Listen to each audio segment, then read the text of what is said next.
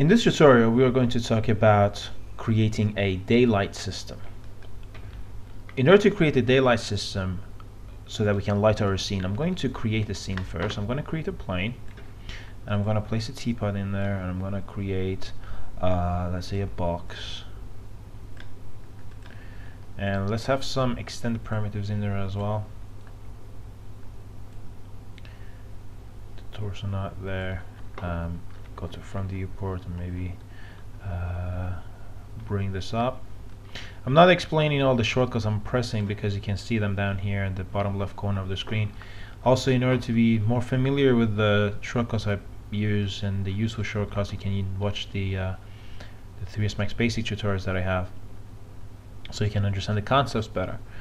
So we have these sphere tools here. What I might also do is go create a sphere and say base to pivot and create that there as well. What I'm going to do before I start creating the daylight system, which is the light basically, I'm going to start adding some texture to these. I'm going to use the mental ray renderer because the textures that we are going to use are arc and design textures, and those arc and design textures only work if you have a mental ray texture, a mental ray setting on. So if I press M or click on this icon over here to open my material editor, you can see right now I have these arc and design materials, which are blank and or black, if you like. They're not showing. That's because my renderer is not mental ray. In order to change my render to mental ray, I'm going to press F10. I'm going to go to the comment tab and scroll all the way down to the bottom of my menu, click on assign renderer, and then click on these 3 dots and change it to mental ray. Now, as you can see, all those spheres or the materials are visible. In order to get an arc and design texture, if you don't have it already, you may have a standard texture. Your texture may look like this, and you may have these everywhere. Also, before I continue, some of you may view your material editor like this. This is the slate material editor, and you can go to modes and either choose a compact mode or you can choose the slate material mode. It really doesn't matter, it's up to you. For this tutorial, I will use the slate because it's a newer versions, and it seems like more people are starting to use this now. You could have a standard material, just click and drag that there, or if you're using the compact mode, you could just click on here and choose standard. But in our case, we're not using standards, we are using an arc and design texture, which is over here. So in the slate material editor, you could just drag in an arc and design texture, or in the compact mode, you can click on where it says standard and choose arc and design. But in order to see this, you must have mental ray set as your renderer. So make sure before you come here, you press F10. Sorry, cancel that. You press F10. Scroll all the way down to assign renderer and make sure this says mental ray. So what I'm going to do is I'm going to change this to mental ray, arc and design, I'm sorry, and I'm going to apply that to this. And I'm going to choose a preset, let's say thin glass, and I'm going to set this one to copper. I'm going to click and drag that over here. I'm going to choose chrome for, let's say, the teapot. Now let's go to the next one and choose glaze ceramic and put that there. Make sure you're in shaded mode and not realistic mode, because realistic mode will give you all this extra noise and it tries to give you realistic shadow creation, but you don't really need that. Make sure you have set this to shaded, so it speeds up your viewport as well. What we're going to do now, actually, I'm going to bring up my material editor. I forgot to put a texture on this plane down here. So what I'm going to do, I'm going to choose rough concrete, and just put rough concrete on the plane here. So now we have something to get a render for. If I press F9, which is rendering, you can see that it looks quite simple. There's nothing fancy going on. If I zoom in actually a little bit more and get another render, you can see that yes, that does look like glass because it's see-through. That roughly looks like chrome. I think that was metal or bronze, and not sure what that was. It's fine, but it's not good. It's not good enough. So what we're going to do is create a daylight system. In order to do that, you want to go to Create, Lights, Daylight System. As soon as you click, you will get a message that says, you're creating a daylight system. It is recommended that you use the mental photographic exposure control set to an exposure value of EV equals 15. Exposure control settings can be adjusted from the environment and effect dialog. Would you like to change this now? Yes. What that did, if I press 8 on my keyboard, so you go to the environment map, what it did, it changed my exposure control to mental photographic exposure control exposure value equals EV 15. That's what it did. Before that, it was set to no exposure controls.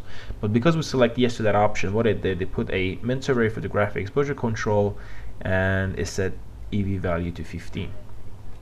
So I'm going to click and drag, and it gives me another message, and it says you're creating a mental ray sky. It is recommended to also add a mental ray physical sky environment. Do you want to do this? Yes. And if I go back to my 8, now here you can see that in the environment map it says mental ray physical sky. If you just go back to, go back to where I was talking about mental ray photographic exposure control, you will see that before we click yes to this set pop-up window, this said none. So now we have a mental ray physical sky in there as well. So if I get a render now, I don't have a black background because that's the physical sky, and everything else looks a little bit better, especially with the teapot because it's chrome and it's almost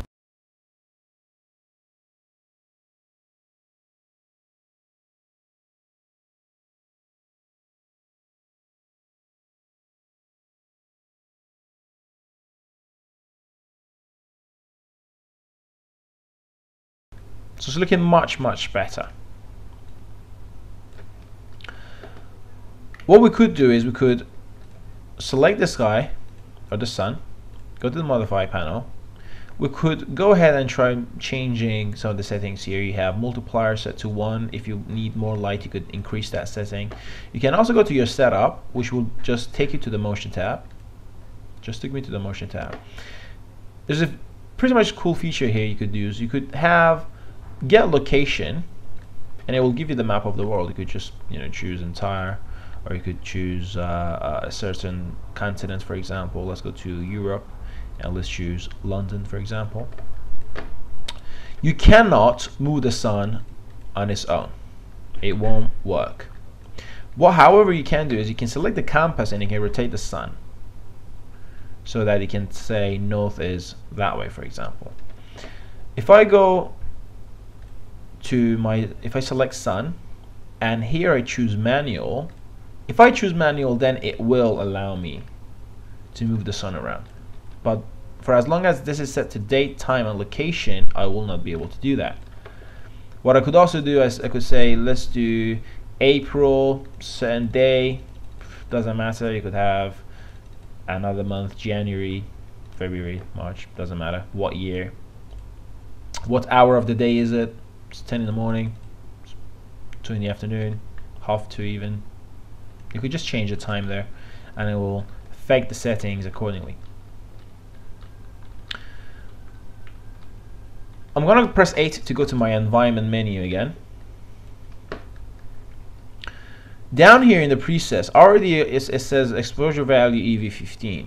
In the preset menu, I could click and I could say that my environment is physically based lighting, because I also have a physical sky there, and it's outdoor daylight. That's what I'm aiming for. So I'm going to say outdoor daylight, and I'm going to render that, and you can see it looks a little bit different now.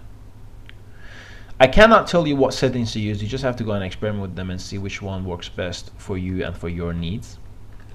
Now, if I was to create a room, so I'm going to very quickly go ahead and create a box. This box will represent a room. And if I go inside the room now and I press F9, you can see that I can't see the box that I've just made. The reason for that is because by default in 3D Studio Max, polygons are one-sided. So if I just create a plane here to explain to you what that means, if I was to create a plane here, you can see that if I press F9, I can see this and I can see the house. Great. But if I look at this plane from the other side, I will not see the plane because only one side of the plane is see-through. This is see-through, this is visible. If I look at the plane from this angle, I see it. If I look at it from this angle, I don't see it. It's the same with the box. The box, we see the outside, so when I render it, I can see the outside of the box. Great, but when I go inside and I press F9, I don't see the box itself. In order to be able to see that box, there are two methods I could use. Number one, I could go to my material editor, select the material, choose standard, make sure I have a standard material, and also if you can't see all these materials and what you see looks like this, for example, which in many cases it does, and you don't want to go and navigate through like this, you can just right click on any of these and say 6x4, choose a standard material, apply a standard material and click on two-sided. That will make sure that it renders both sides. In this case we don't see it because of the sun, but let me just show you that we're not seeing it because the box is casting shadows inside. So if I was to select that and click it here, if I press F9, I can see it from both sides because it's a two-sided texture. That's one of the options that I could use. The other option is I could select the box and add a Shell Modifier to it. So select the box, go to Modify panel, add a Shell Modifier to it, and it will create, if I press F3, I'm going to right click on the box and say isolate selection, so we only have the box and nothing else. Let me increase the outer amount, so you can see that it's got two sections to the box. It's got an inside and an outside. That will also fix your problem. In this case, because I'm using a two-sided texture, I'm going to delete Shell. I'm going to create, if I actually exit isolation so you can see the items are in there now. If I go inside the house and I render it, it's completely black. The reason being is because we are inside the box, there are no lights coming in, and no light means darkness. So what I'm going to have to do is I need to create some windows in order to let some light in. So in the Modify panel, I'm going to add a couple of segments. I'm going to convert it to editable poly. I'm going to select this, hold Control, select these four, for example, and delete them. So now there are some room for light to go in. But if I render this, if I go inside, so let me just actually close that. Select one of these items and just scroll in a little bit. If I press F9 now, even though I can see the items now because I'm having some light coming in, it's too dark. This is not the kind of environment you would expect when you have four windows and a clear sun. The reason that this is what we're seeing is because if I press 8 to go to my environment and effect menu, the preset we chose was outdoor daylight system. We are not outdoors now. We are rendering something indoors. So if I change that from outdoor daylight to indoor daylight and press F9, you can see it's a completely different setting. There are much more light inside. Of course, we have all these artifacts here, which isn't very nice. Hopefully in some other tutorials I will explain how you could fix that as well. Actually, might as well talk about that for a little bit. If I press F10 to go to my render settings, what I could do, I could go to Indirect Illumination, make sure Final Gather is on, which it is. I could also go to Render, and I could change this from the samples per pixel, I could change the minimum to, let's say, 1 and the maximum to 16. Press F9.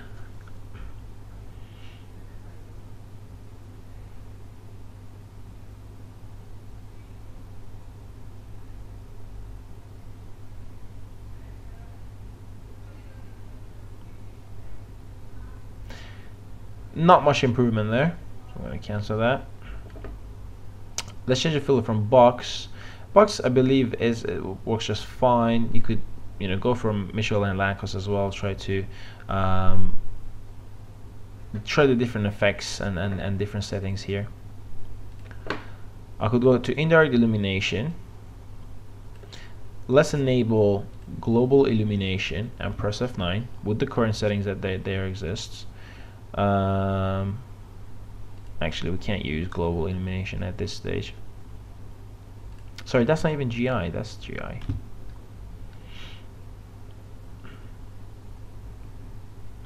Now with Global Illumination on, you can see that the artifact